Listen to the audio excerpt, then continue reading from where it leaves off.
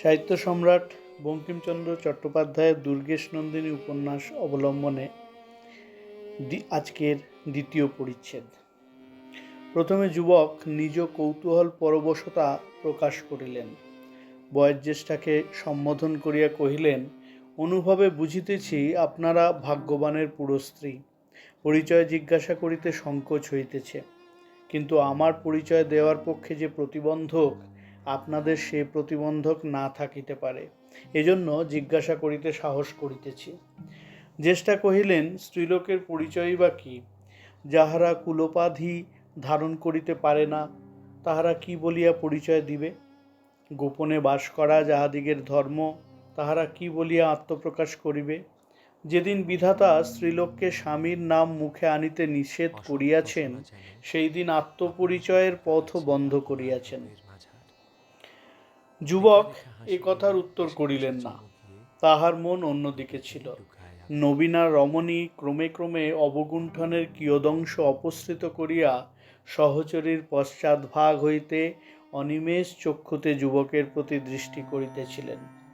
কথোপকথন মধ্যে অকস্মাৎ পথিকেরও সেই দিকে দৃষ্টিপাত হইল, আর দৃষ্টি ফিরিল না। তাহার বোধ হইল যেন তাদৃশ অলৌকিক রূপরাশি আর কখনো দেখিতে পাইবেন না। যুবতীর চক্ষুদ্বয়ের সহিত পথিকের চক্ষু সংমিলিত হইল।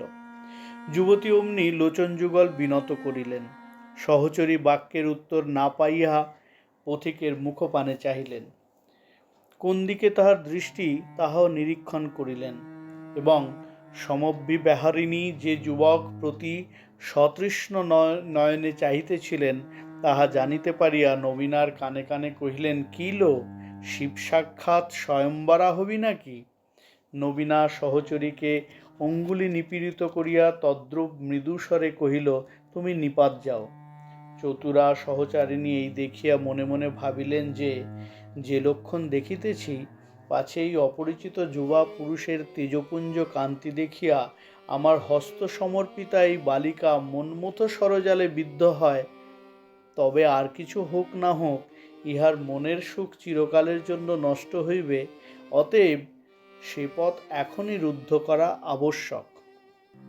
কিরূপেই বা এ অভিপ্রায় সিদ্ধ হয়? যদি ইঙ্গিতে বা ছলনাক্রমে যুবককে স্থানান্তরে প্রেরণ করিতে পারি, তবে তাহা কর্তব্য বটে। এই ভাবিয়া নারী স্বভাবসিদ্ধ চতুরতার সহিত কহিলেন, মহাশয়, স্ত্রীলোকের সুনাম এমনই অপদার্থ বস্তু যে বাতাসের ভর সহে না। আজিকার এই প্রবল ঝড়ে রক্ষা পাওয়া দুষ্কর, অতএব এক্ষণে ঝড় থামিয়াছে। দেখি যদি আমরা পদব্রজে বাটি গমন করিতে পারি। যুবাপুরুষ উত্তর করিলেন, যদি একান্ত নিশীথে আপনারা পদব্রজে যাইবেন, তবে আমি আপনাদিগকে রাখিয়া আসিতেছি। এক্ষণে আকাশ পরিষ্কার হইয়াছে, আমি এতক্ষণ নিজ স্থানে যাত্রা করিতাম, কিন্তু আপনার সখীর সদৃশ্য রূপসীকে বিনা রক্ষকে রাখিয়া যাইব না বলিয়াই এখন এ স্থানে আছি।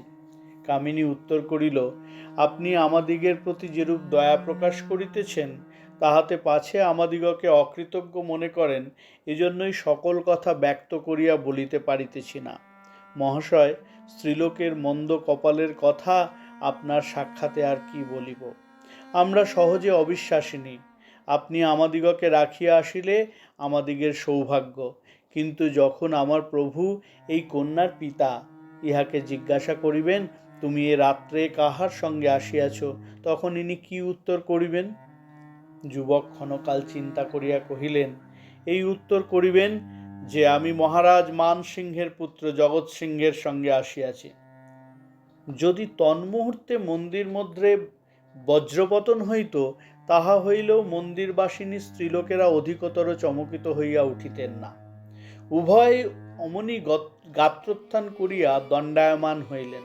কনিষ্ঠা শিবলিঙ্গের পশ্চাতে সরিয়া গেলেন।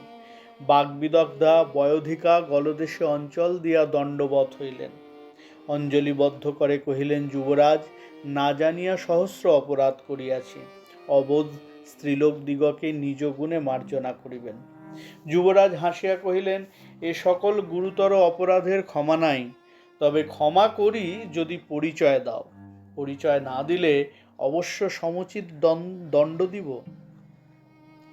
নরম কথার রসিকার সকল সময়েই সাহস হয়। রমণী ঈষৎ হাসিয়া কহিল, কি দণ্ড আজ্ঞা হোক, স্বীকৃত আছি। জগৎসিংহ হাসিয়া কহিলেন, সঙ্গে গিয়া তোমাদের বাটি রাখিয়া আসিব। সহচরী দেখিলেন বিষম সংকট। কোনো বিশেষ কারণে তিনি নবীনার পরিচয় দিল্লীশ্বরের সেনাপতির নিকট দিতে সম্মতা ছিলেন না। তিনি যে তাহাদিগকে সঙ্গে করিয়া রাখিয়া আসিবেন, ইহাতে আরও ক্ষতি, সে তো পরিচয়ের অধিক। অতএব সহচরী অধবদনে রহিলেন। এমন সময় মন্দিরের অনতিদূরে বহুতর অশ্বের পদধ্বনি হইল। রাজপুত্র অতি ব্যস্ত হইয়া মন্দিরের বাহিরে যাইয়া দেখিলেন যে প্রায় 100 অশ্বারোহী সৈন্য যাইতেছেন। তাহাদিগকে পরিচ্ছদ দৃষ্টিমাত্র জানিতে পারিলেন যে তাহারা তাহারই রাজপুত সেনা। ইতিপূর্বে যুবরাজ যুদ্ধ সম্বন্ধীয় কার্য সম্পাদনে বিষ্ণুপুর অঞ্চলে যাইয়া তরিত 100 অশ্বারোহী সেনা লইয়া পিতৃসমক্ষে যাইতেছিলেন। অপরাহ্নে সমব্যবিহারীগণের সঙ্গে অগ্রসর হইয়া আসিয়াছেন। পশ্চাৎ তাহার এক পথে, তিনি অন্য পথে যাওয়াতে তিনি একাকী প্রান্তর মধ্যে ঝটিকা বৃষ্টিতে বিপদগ্রস্ত হইয়াছিলেন। এক্ষণে তাহাদিগকে পুনর্বার দেখিতে পাইলেন এবং সেনাগণ তাহাকে দেখিতে পাইয়াছে কিনা জানিবার জন্য কহিলেন, দিল্লীশ্বরের জয় হোক। এই কথা কহিবা মাত্র একজন অশ্বারোহী তাহার নিকট আসিল। যুবরাজ তাহাকে দেখিয়া কহিলেন, ধরমসিংহ, আমি ঝড় বৃষ্টির কারণে এখানে অপেক্ষা করিতেছিলাম। ধরমসিংহ নতভাবে প্রণাম করিয়া কহিল, আমরা যুবরাজের বহু অনুসন্ধান করিয়া এখানে আসিয়াছি, অশ্বকে এই বটবৃক্ষের নিকটে পাইয়া আনিয়াছি। জগৎসিংহ বলিলেন, অশ্ব লইয়া তুমি এখানে অপেক্ষা করো, আর 2 জনকে নিকটস্থ কোনো গ্রাম হইতে শিবিকা ও তদুপযুক্ত বাহক আনিতে পাঠাও। অবশিষ্ট সেনাগণকে অগ্রসর হইতে বলো। ধরমসিংহ এই আদেশ প্রাপ্ত হইয়া কিঞ্চিৎ বিস্মিত হইল, কিন্তু প্রভুর আজ্ঞায় প্রশ্ন অনাবশ্যক জানিয়া যে আজ্ঞা বলিয়া সৈন্যদিগকে যুবরাজের অভিপ্রায় জানাইল। সৈন্য মধ্যে কেহ কেহ শিবিকার বার্তা শুনিয়া ঈষৎ হাস্য করিয়া অপরকে কহিল, আজ যে বড় নতুন পদ্ধতি। কেহ বা উত্তর করিল, না হবে কেন, মহারাজ রাজপুতপতির শত শত মহিষী। এদিকে যুবরাজের অনুপস্থিতিকালে অবসর পাইয়া অবগুণ্ঠন মোচনপূর্বক সুন্দরী সহচরীকে কহিল, বিমল, রাজপুত্রকে পরিচয় দিতে তুমি অসম্মত কেন? বিমলা কহিলেন, সে কথার উত্তর আমি তোমার পিতার কাছে দিব। এক্ষণে আবার এ কিসের গোলযোগ শুনিতে পাই? নবীনা কহিল, বোধ করি রাজপুত্রের কোনো সৈন্যাদি তাহার অনুসন্ধানে আসিয়া থাকিবে। যেখানে স্বয়ং যুবরাজ রহিয়াছেন সেখানে চিন্তা করো কেন? যে অশ্বারোহীগণ শিবিকা বাহকাদির অন্বেষণে গমন করিয়াছিল, তাহারা প্রত্যাগমন করিবার পূর্বেই যে বাহক ও রক্ষীবর্গ স্ত্রীদিগকে রাখিয়া বৃষ্টির সময় গ্রাম মধ্যে গিয়া আশ্রয় লইয়াছিল, তাহারা ফিরিয়া আসিল। দূর হইতে তাহাদিগকে দেখিয়া জগৎসিংহ মন্দির মধ্যে পুনঃপ্রবেশপূর্বক পরিচারিকাকে কহিলেন, কয়েকজন অস্ত্রধারী ব্যক্তির সহিত বাহকগণ শিবিকা লইয়া আসিতেছে, উহারা তোমাদিগের লোক কিনা বাহিরে আসিয়া দেখো। বিমলা মন্দির দ্বারে দাঁড়াইয়া দেখিল যে তাহারা তাহাদিগের রক্ষীগণ বটে। রাজকুমার কহিলেন, তবে আমি আর এখানে দাঁড়াইব না। আমার সহিত ইহাদিগের সাক্ষাতে অনিষ্ট ঘটিতে পারে, অতএব আমি চলিলাম। শৈলেশ্বরের নিকটে প্রার্থনা করি তোমরা নির্বিঘ্নে বাটি উপনীত হও। তোমাদিগের নিকটেই প্রার্থনা করি যে আমার সহিত সাক্ষাৎ হইয়াছিল এ কথা সপ্তাহ মধ্যে প্রকাশ করিও না, বিস্মৃত হইও না, বরং শরণার্থ এই সামান্য বস্তু নিকটে রাখো। আর আমি তোমার প্রভুকন্যার যে পরিচয় পাইলাম না, এই কথাই আমার হৃদয়ে শরণার্থ চিহ্নস্বরূপ রইল। এই বলিয়া উষ্ণীষ হইতে মুক্তার হার লইয়া বিমলার মস্তকে স্থাপন করিলেন। বিমলা মহার্ঘ রত্নহার কেশ পাশে ধরিয়া রাজকুমারকে বিনীতভাবে প্রণাম করিয়া কহিল, যুবরাজ, আমি যে পরিচয় দিলাম না, ইহাতে আমাকে অপরাধিনী ভাবিবেন না। ইহার অবশ্য উপযুক্ত কারণ আছে। যদি আপনি এ বিষয়ে নিতান্ত কৌতূহলাক্রান্ত হইয়া থাকেন, তবে অদ্য হইতে পক্ষান্তরে আপনার সহিত কোথায় সাক্ষাৎ হইতে পারিবে বলিয়া দিন। জগৎ সিংহ কিয়ৎকাল চিন্তা করিয়া কহিলেন, অদ্য হইতে পক্ষান্তরে রাত্রিকালে এই মন্দির মধ্যেই আমার সাক্ষাৎ পাইবে। এই স্থলে দেখা না পাও সাক্ষাৎ হইল না। দেবতা আপনাকে রক্ষা করুন বলিয়া বিমলা পুনর্বার প্রণতা হইল। রাজকুমার পুনর্বার অনিবার্য তৃষ্ণাকাতর লোচনে যুবতীর প্রতি দৃষ্টিপাত করিয়া লম্ফ দিয়া অশ্বারোহণ পূর্বক চলিয়া গেলেন। দুর্গেশ নন্দিনী তৃতীয় পরিচ্ছেদ। নিশীথকালে জগৎসিংহ শৈলেশ্বরের মন্দির হইতে যাত্রা করিলেন। আপাতত তাহার অনুগমনে অথবা মন্দিরাধিষ্ঠাত্রী মনোমোহিনীর সংবাদ কথনে পাঠক মহাশয়দিগের কৌতূহল নিবারণ করিতে পারিলাম না। জগৎসিংহ রাজপুত কী প্রয়োজনে বঙ্গদেশে আসিয়াছিলেন, কেনই বা প্রান্তর মধ্যে একাকী গমন করিতেছিলেন, তৎপরিচয় উপলক্ষে এই সময়ের বঙ্গদেশ সম্বন্ধীয় রাজকীয় ঘটনা কতক কতক সংক্ষেপে বিবৃত করিতে হইল। অতএব এই পরিচ্ছেদ ইতিবৃত্ত সম্পর্কীয়। পাঠকবর্গ একান্ত অধীর হইলে ইহা ত্যাগ করিতে পারেন, কিন্তু গ্রন্থাকারের পরামর্শ এই যে অধৈর্য ভালো নহে। প্রথমে বঙ্গদেশে বখতিয়ার খিলজি মোহাম্মদীয় জয়ধ্বজা সংস্থাপন করিলে পর মুসলমানেরা অবাধে কয়েক শতাব্দী তদ্রাজ্য শাসন করিতে থাকেন। 972 অব্দে সুবিখ্যাত সুলতান বাবর রণক্ষেত্রে দিল্লির বাদশাহ ইব্রাহিম লোদিকে পরাভূত করিয়া তৎসিংহাসনে আরোহণ করেন, কিন্তু তৎকালেই বঙ্গদেশ তৈমুরলং বংশীয় দিগের দণ্ডাধীন হয় নাই। যতদিন না মোঘল সম্রাটদিগের কুলতিলক আকবরের অভ্যুদয় হয়, ততদিন এদেশে স্বাধীন পাঠান রাজগণ রাজত্ব করিতেছিলেন।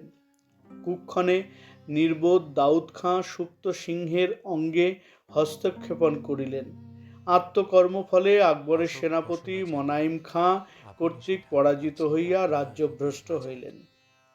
দাউদ 982 অব্দে সগণে উড়িষ্যায় পলায়ন করিলেন। বঙ্গরাজ্য মোঘল ভূপালের করকবলিত হইল। পাঠানেরা উৎকলে সংস্থাপিত হইলে তথা হইতে তাহাদিগের উচ্ছেদ করা মোঘলদিগের কষ্টসাধ্য হইল। 986 অব্দে দিল্লীশ্বরের প্রতিনিধি খাঁ জাহাঁ খাঁ পাঠানদিগের দ্বিতীয়বার পরাজিত করিয়া উৎকল দেশ নিজ প্রভুর দণ্ডাধীন করিলেন। ইহার পর আর এক দারুণ উপদ্রব উপস্থিত হইয়াছিল। আকবর শাহ কর্তৃক বঙ্গদেশের রাজকর আদায়ের যে নূতন প্রণালী সংস্থাপিত হইল, তাহাতে জায়গিরদার প্রভৃতি ভূম্যাধিকারীগণের গুরুতর অসন্তুষ্টি জন্মিল। তাহারা নিজ নিজ পূর্বাধিপত্য রক্ষার্থ খড়গহস্ত হইয়া উঠিলেন। অতি দুর্দম্য রাজবিদ্রোহ উপস্থিত হওয়াতে সময় পাইয়া উড়িষ্যার পাঠানেরা পুনর্বার মস্তক উন্নত করিল ও কতলু খাঁ নামক এক পাঠানকে আধিপত্যে বরণ করিয়া পুনরপি উড়িষ্যা স্বকরগ্রস্ত করিল। মেদিনীপুরও তাহাদের অধিকারভুক্ত হইল। কর্মঠ রাজপ্রতিনিধি খাঁ আজিম, তৎপরে শাহবাজ খাঁ কেহই শত্রুবিজিত দেশ পুনরুদ্ধার করিতে পারিলেন না। পরিশেষে এই আয়াসসাধ্য কার্যোদ্ধারের জন্য একজন হিন্দু যোদ্ধা প্রেরিত হইলেন। মহামতি আকবর তাহার পূর্বগ্রামী সম্রাটদিগের হইতে সর্বাংশে বিজ্ঞ ছিলেন। তাহার হৃদয়ে বিশেষ প্রতীতি জন্মিয়াছিল যে এতদ্দেশীয় রাজকার্য সম্পাদনে এতদ্দেশীয় লোকই বিশেষ পটু, বিদেশীয়েরা তাদৃশ নহে, আর যুদ্ধে বা রাজ্য শাসনে রাজপুতগণ দক্ষাগ্রগণ্য। অতএব তিনি সর্বদা এতদ্দেশীয় বিশেষত রাজপুতগণকে গুরুতর রাজকার্যে নিযুক্ত করিতেন। আখ্যায়িকা বর্ণিত কালে যে সকল রাজপুত উচ্চ পদাভিষিক্ত ছিলেন, তন্মধ্যে মানসিংহ একজন প্রধান। তিনি স্বয়ং আকবরের পুত্র সেলিমের শ্যালক। আজিম খাঁ ও শাহবাজ খাঁ উৎকল জয়ে অক্ষম হইলে আকবর এই মহাত্মাকে বঙ্গ ও বিহারের শাসনকর্তা করিয়া পাঠাইলেন।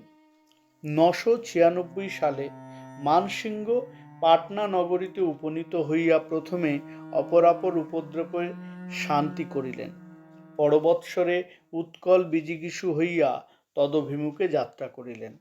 মানসিংহ প্রথমে পাটনায় উপস্থিত হইলে পর নিজে তন্নগরীতে অবস্থিতি করিবার অভিপ্রায় করিয়া বঙ্গপ্রদেশ শাসনের জন্য সৈয়দ খাঁকে নিজ প্রতিনিধি নিযুক্ত করিলেন। সৈয়দ খাঁ এই ভারপ্রাপ্ত হইয়া বঙ্গদেশের তৎকালিক রাজধানী তণ্ডানগরে অবস্থিতি করিতেছিলেন। এক্ষণে রণাসায় যাত্রা করিয়া মানসিংহ প্রতিনিধিকে যুদ্ধে আহ্বান করিলেন। সৈয়দ খাঁকে লিখিলেন যে তিনি বর্ধমানে তাহার সহিত সসৈন্যে মিলিত হইতে চাহেন। বর্ধমানে উপনীত হইয়া রাজা দেখিলেন যে সৈয়দ খাঁ আসেন নাই, কেবলমাত্র দূত দ্বারা এই সংবাদ পাঠাইয়াছেন যে সৈন্যাদি সংগ্রহ করিতে তাহার বিস্তর বিলম্ব সম্ভাবনা, এমনকি তাহার সৈন্যসজ্জা করিয়া যাইতে বর্ষাকাল উপস্থিত হইবে। অতএব রাজা মানসিংহ আপাতত বর্ষার শেষ পর্যন্ত শিবির সংস্থাপন করিয়া থাকিলে তিনি বর্ষা প্রভাতে সেনা সমব্যবহারে রাজ সন্নিধানে উপস্থিত হইবেন। রাজা মানসিংহ অগত্যা তৎপরামর্শানুবর্তী হইয়া দ্বারুকেশ্বর তীরে শিবির সংস্থাপন করিলেন। তথায় সৈয়দ খাঁর প্রতীক্ষায় রহিলেন। তথায় অবস্থিতিকালে লোকমুখে রাজা সংবাদ পাইলেন যে কতলু খাঁ তাহার আলস্য দেখিয়া সাহসিক হইয়াছে। সেই সাহসে মন্দারণের অনতিদূর মধ্যে সসৈন্য আসিয়া দেশ লুট করিতেছে। রাজা উদ্বিগ্ন চিত্ত হইয়া শত্রুবল কোথায়, কি অভিপ্রায় আসিয়াছে, কি করিতেছে, এই সকল সংবাদ নিশ্চয় জানিবার জন্য তাহার একজন প্রধান সৈন্যাধ্যক্ষকে প্রেরণ করা উচিত বিবেচনা করিলেন। মানসিংহের সহিত তাহার প্রিয়তম পুত্র জগৎ সিংহ যুদ্ধে আসিয়াছিলেন। জগৎ সিংহ এই দুঃসাহসিক কাজের ভার লইতে সৎসুখ জানিয়া রাজা তাহাকেই শতেক অশ্বারোহী সেনা সমব্যবহারে শত্রু শিবিরোদ্দেশ্যে প্রেরণ করিলেন। রাজকুমার কার্য সিদ্ধ করিয়া অচিরাৎ প্রত্যাবর্তন করিলেন।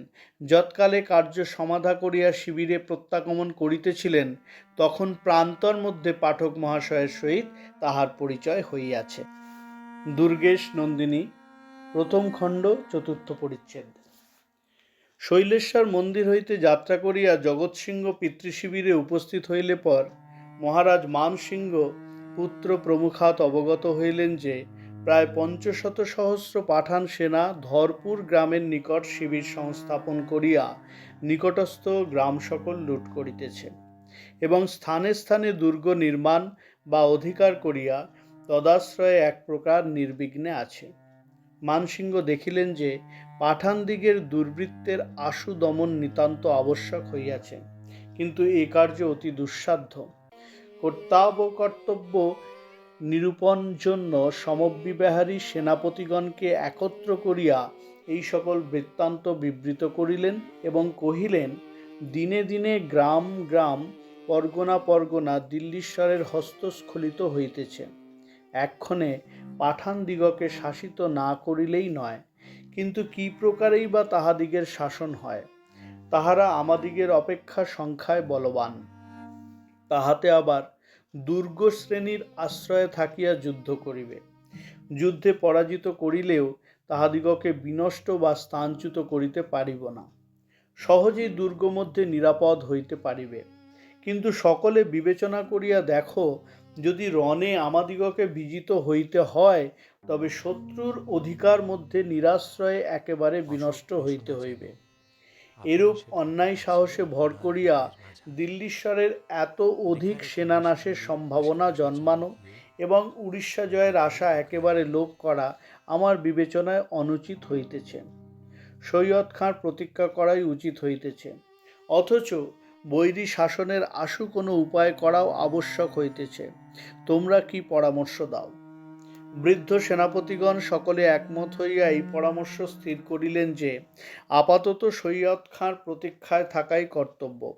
রাজা মানসিংহ কহিলেন, আমি অভিপ্রায় করিতেছি যে সমুদায় সৈন্যনাশের সম্ভাবনা না রাখিয়া কেবল অল্প সংখ্যক সেনা কোনো দক্ষ সেনাপতির সহিত শত্রু সমক্ষে প্রেরণ করি। একজন প্রাচীন মোঘল সৈনিক কহিলেন, মহারাজ, যথা তাবৎ সেনা পাঠাইতেও আশঙ্কা, তথা অল্প সংখ্যক সেনার দ্বারা কোন কার্য সাধন হইবে? মানসিংহ কহিলেন, অল্প সেনা সম্মুখ রণে অগ্রসর হইতে পাঠাইতে চাহিতেছি না, ক্ষুদ্র বল অস্পষ্ট থাকিয়া গ্রাম পীড়নাসক্ত পাঠানদিগের সামান্য দল সকল কতক দমনে রাখিতে পারিবে। তখন মোঘল কহিল, মহারাজ, নিশ্চিত কালগ্রাসে কোন সেনাপতি যাইবে? মানসিংহ ভ্রুভঙ্গি করিয়া বলিলেন, কি, এত রাজপুত ও মোঘল মধ্যে মৃত্যুকে ভয় করে না এমন কি কেহই নাই? এই কথা শ্রুতিমাত্র ৫-৭ জন মোঘল ও রাজপুত গাত্রোত্থান করিয়া কহিল, মহারাজ, দাসেরা যাইতে প্রস্তুত আছে। জগৎ সিংহ তথায় উপস্থিত ছিলেন। তিনি সর্বাপেক্ষা বয়কনিষ্ঠ। সকলের পশ্চাতে থাকিয়া কহিলেন, অনুমতি হইলে এ দাসও দিল্লীশ্বরের কার্য সাধনে যত্ন করে। রাজা মানসিংহ সম্মতি বদনে কহিলেন, না হবে কেন?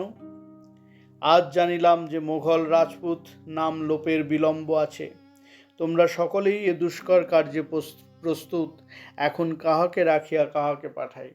একজন পারিষদ সহাস্যে কহিল, মহারাজ, অনেকে যে এ কার্যে উদ্যত হইয়াছেন সে ভালোই হইয়াছে।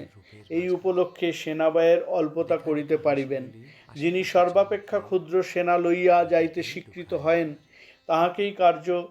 তাহাকেই রাজকার্য সাধনের ভার দিন। রাজা কহিলেন, এ উত্তম পরামর্শ। পরে প্রথম উদ্যমকারীকে জিজ্ঞাসা করিলেন, তুমি কত সংখ্যক সেনা লইয়া যাইতে ইচ্ছা করো? সেনাপতি কহিলেন, ১৫,০০০ পদাতিক বলে রাজকার্য উদ্ধার করিব। রাজা কহিলেন, এ শিবির হইতে ১৫,০০০ ভগ্ন করিলে অধিক থাকে না। কোন বীর ১০,০০০ লইয়া যুদ্ধে যাত্রা করিতে চাহে? সেনাপতিগণ নীরব হইয়া রহিলেন। পরিশেষে রাজার প্রিয়পাত্র যশবন্ত সিংহ নামক রাজপুত যোদ্ধা রাজাদেশ পালন করিতে অনুমতি প্রার্থিত হইলেন। রাজা হৃষ্টচিত্তে সকলের প্রতি দৃষ্টিপাত করিতে লাগিলেন। কুমার জগৎ সিংহ তাহার দৃষ্টির অভিলাষী হইয়া দাঁড়াইয়াছিলেন। তৎপ্রতি রাজার দৃষ্টি নিক্ষিপ্ত হইবা মাত্র তিনি বিনীতভাবে কহিলেন, মহারাজ, রাজপ্রসাদ হইলে এ দাস ৫০০০ সহায়ে কতলুখাকে সুবর্ণরেখা পার রাখিয়া আইসে। রাজা মানসিংহ অবাক হইলেন। সেনাপতিগণ কানাকানি করিতে লাগিলেন। ক্ষণেক পরে রাজা কহিলেন, পুত্র, আমি জানি যে তুমি রাজপুত কুলের গরিমা, কিন্তু তুমি অন্যায় সাহস করিতেছ। জগৎ সিংহ বদ্ধাঞ্জলি হইয়া কহিলেন, যদি প্রতিজ্ঞা পালন না করিয়া বাদশাহের সেনাবল অপচয় করি তবে রাজদণ্ডে দণ্ডনীয় হইব। রাজা মানসিংহ কিয়ৎক্ষণ চিন্তা করিয়া কহিলেন, আমি তোমার রাজপুত কুলধর্ম প্রতিপালনের ব্যাঘাত করিব না, তুমি এই কার্যে যাত্রা করো। এই বলিয়া রাজকুমারকে বাষ্পাকুল লোচনে গাঢ় আলিঙ্গন করিয়া বিদায় করিলেন। সেনাপতিগণ স্ব শিবিরে গেলেন। দুর্গেশ নন্দিনী, পঞ্চম পরিচ্ছেদ, প্রথম খণ্ড। যে পথে বিষ্ণুপুর প্রদেশ হইতে জগৎ সিংহ জাহানাবাদে প্রত্যাগমন করিয়াছিলেন সেই পথের চিহ্ন অদ্যাপি বর্তমান আছে। তাহার কিঞ্চিত দক্ষিণে মান্দারণ গ্রাম। মান্দারণ এক্ষণে ক্ষুদ্র গ্রাম, কিন্তু তৎকালে ইহা সৌষ্ঠবশালী নগরী ছিল। যে রমণীদিগের সহিত জগৎ সিংহের মন্দির মধ্যে সাক্ষাৎ হয় তাহারা মন্দির হইতে যাত্রা করিয়া এই গ্রামাভিমুখে গমন করেন। গড় মান্দারণে কয়েকটি প্রাচীন দুর্গ ছিল, এই জন্যই তাহার নাম গড় মান্দারণ হইয়া থাকিবে। নগর মধ্যে আমোদর নদী প্রবাহিত। এক স্থানে নদীর গতি এতাদৃশ বক্রতা প্রাপ্ত হইয়াছিল যে তদ্বারা পার্শ্বস্থ একখণ্ড ত্রিকোণ ভূমির দুই দিক বেষ্টিত হইয়াছিল। তৃতীয় দিকে মানবহস্ত নিখাত এক গড় ছিল। এই ত্রিকোণ ভূমিখণ্ডের অগ্রদেশে যথায় নদীর বক্রগতি আরম্ভ হইয়াছে তথায় এক বৃহৎ দুর্গ জল হইতে আকাশপথে উত্থান করিয়া বিরাজমান ছিল। অট্টালিকা আমূল শির পর্যন্ত কৃষ্ণপ্রস্তর নির্মিত। দুই দিকে প্রবল নদী প্রবাহ দুর্গমূল প্রহত করিত। অদ্যাপি পর্যটক গড় মান্দারণ গ্রামে এই আয়াসলঙ্ঘ দুর্গের বিশাল স্তূপ দেখিতে পাইবেন। দুর্গের নিম্নভাগ মাত্র এক্ষণে বর্তমান আছে। অট্টালিকা কালের করাল স্পর্শে ধূলিরাশি হইয়া গিয়াছে। তদুপরি তিনতিরি, মাধবী প্রভৃতি বৃক্ষ ও লতা সকল কাননাকারে বহুতর ভুজঙ্গ ভল্লুকাদি হিংস্র পশুগণকে আশ্রয় দিতেছে। নদী পারে অপর কয়েকটা দুর্গ ছিল। বাংলার পাঠান সম্রাটদিগের শিরভূষণ হোসেন শাহর বিখ্যাত সেনাপতি ইসমাইল গাজী এই দুর্গ নির্মাণ করেন। কিন্তু কালক্রমে জয়ধর সিংহ নামে একজন হিন্দু সৈনিক ইহা জায়গির পান। এক্ষণে বীরেন্দ্র সিংহ নামা জয়ধর সিংহের একজন উত্তরপুরুষ এখানে বসতি করিতেন। যৌবনকালে বীরেন্দ্র সিংহের পিতার সহিত সম্প্রীতি ছিল না। বীরেন্দ্র সিংহ স্বভাবত দাম্ভিক এবং অধীর ছিলেন। পিতার আদেশ কদাচিৎ প্রতিপালন করিতেন। এজন্য পিতা পুত্রে সর্বদা বিবাদ বচসা হইত। পুত্রের বিবাহার্থ বৃদ্ধ ভূস্বামী নিকটস্থ স্বজাতীয় অপর কোনো ভূস্বামী কন্যার সহিত সম্বন্ধ স্থির করিলেন। কন্যার পিতা পুত্রহীন, এজন্য এই বিবাহে বীরেন্দ্রের সম্পত্তি বৃদ্ধির সম্ভাবনা। কন্যাও সুন্দরী বটে, সুতরাং এমতো সম্বন্ধ বৃদ্ধের বিবেচনায় অতি আদরণীয় বোধ হইল। তিনি বিবাহের উদ্যোগ করিতে লাগিলেন, কিন্তু বীরেন্দ্র সে সম্বন্ধে আদর না করিয়া নিজ পল্লীস্থ এক পতিপুত্রহীনা দরিদ্রা রমণীর দুহিতাকে গোপনে বিবাহ করিয়া আবার বিবাহ করিতে অস্বীকৃত হইলেন। বৃদ্ধ রোষপরবশ হইয়া পুত্রকে গৃহ বহিষ্কৃত করিয়া দিলেন। যুবা পিতৃগৃহ হইতে বহিষ্কৃত হইয়া যোদ্ধৃবৃত্তি অবলম্বন করণাশয়ে দিল্লি যাত্রা করিলেন। তাহার সহধর্মিণী তৎকালে অন্তঃসত্ত্বা, এজন্য তাহাকে সমবিবাহে লইয়া যাইতে পারিলেন না। তিনি মাতৃকুঠিরে রহিলেন। এদিকে পুত্র দেশান্তর যাইলে পরবৃদ্ধ ভূস্বামীর অন্তঃকরণে পুত্র বিচ্ছেদে মনোপীড়ার সঞ্চার হইতে লাগিল। গতানুশোচনার পরবশ হইয়া পুত্রের সংবাদ আনয়নে যত্নবান হইলেন, কিন্তু যত্নে কৃতকার্য হইতে পারিলেন না। পুত্রকে পুনরানয়ন করিতে না পারিয়া তৎপরিবর্তে পুত্রবধূকে দরিদ্রার গৃহ হইতে সাদরে নিজালয়ে আনিলেন। উপযুক্ত কালে বীরেন্দ্র সিংহের পত্নী এক কন্যা প্রসব করিলেন। কিছুদিন পরে কন্যার প্রসূতির পরলোক প্রাপ্তি হইল। বীরেন্দ্র দিল্লিতে উপনীত হইয়া মোগল সম্রাটের আজ্ঞাকারী রাজপুত সেনার মধ্যে যোদ্ধৃত্বে বৃত হইলেন। অল্পকালে নিজ গুণে উচ্চপদস্থ হইতে পারিলেন। বীরেন্দ্র সিংহ কয়েক বৎসরে ধন ও যশ সঞ্চয় করিয়া পিতার লোকান্তর সংবাদ পাইলেন।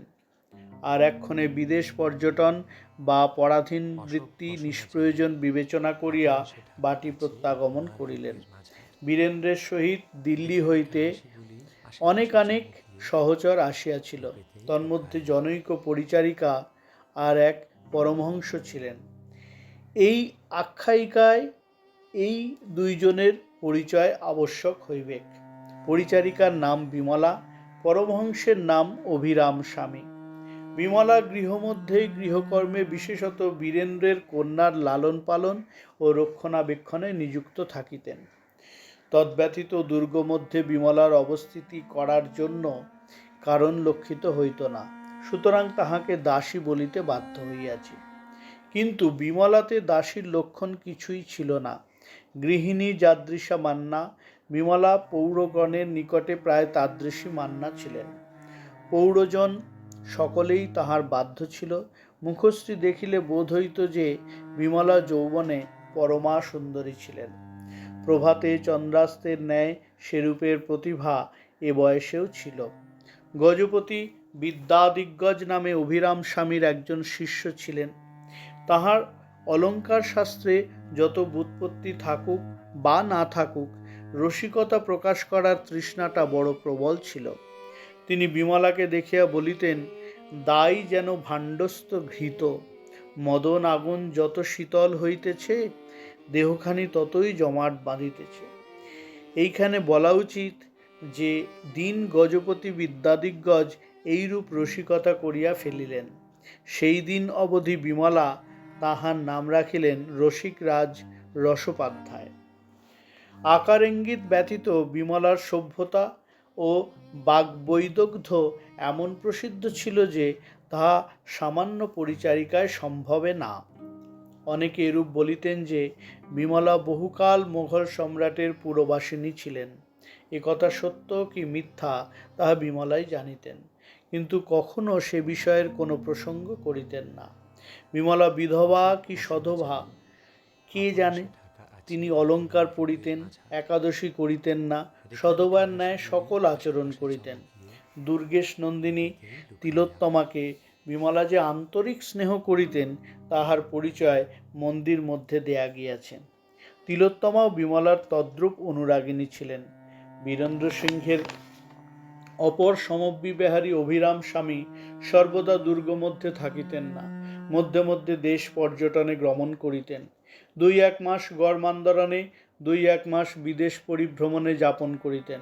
পুরবাসী ও অপরাপর লোকের এইরূপ প্রতীতি ছিল যে অভিরাম স্বামী বীরেন্দ্র সিংহের দীক্ষাগুরু। বীরেন্দ্র সিংহ তাহাকে যেরূপ সম্মান এবং আদর করিতেন তাহাতে সেইরূপই সম্ভাবনা। এমনকি সাংসারিক যাবতীয় কার্য অভিরাম স্বামীর পরামর্শ ব্যতীত করিতেন না ও গুরুদত্ত পরামর্শ প্রায় সতত সফল হইত। বস্তুত অভিরাম স্বামী বহুদর্শী ও তীক্ষ্ণ বুদ্ধি সম্পন্ন ছিলেন। আরও নিজ ব্রতধর্মে সাংসারিক অধিকাংশ বিষয়ে রিপু সংযত করা অভ্যাস করিয়াছিলেন। প্রয়োজন মতে রাগ ক্ষোভাদি দমন করিয়া স্থির চিত্তে বিষয়ালোচনা করিতে পারিতেন। সে স্থলে যে অধীর দাম্ভিক বীরেন্দ্র সিংহের অভিসন্ধি অপেক্ষা তাহার পরামর্শ ফলপ্রদ হইবে আশ্চর্য কি। বিমলা ও অভিরাম স্বামী ভিন্ন। আসমানি নামী একজন দাসী বীরেন্দ্র সিংহের সঙ্গে আসিয়াছিল। দুর্গেশ নন্দিনী উপন্যাসের পরের অংশ অর্থাৎ 5ম পরিচ্ছেদের পরের অংশ শুনতে অবশ্যই পেজটিকে ফলো করবেন।